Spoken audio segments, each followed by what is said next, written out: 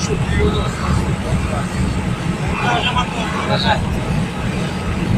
Камера сильно плохая, не заснимет качество дорог наших. Трасса Москва, Симферополь бывшая, да? А сейчас как она называется? Короче, вот центральная трасса. Киев. Евротрасса. Ремонтируют каждый год.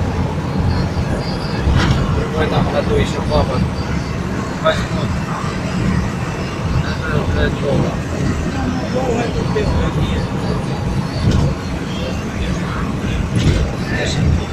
Наделали в Европу ямок.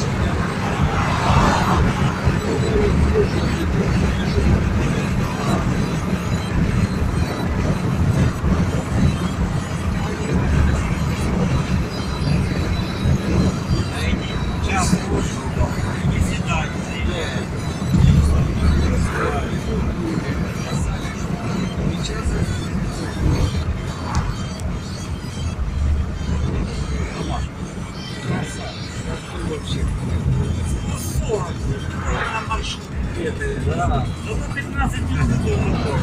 15 минут страхом. Страшно. С Виталиком? Да, с Виталиком. Мне не нравилось не ездить, а женщины там, конечно, Вчера положил же его там перед бассейном. вот Там и не бокс. травма получила. А Крюкам тогда проиграл, по-моему. Ага. Потом уговорили меня поехать в Днепропетровск, взять половину, починить. Зима, снег, весь Днепропетровск, лопатами чистили. Частный сектор спустились и пипец, а там снег. Наверное, километра 2 выказали снег. Я, Генка, так мы застраивали, потом газон еще и вода. Вот это дали газ, едем на тракторе.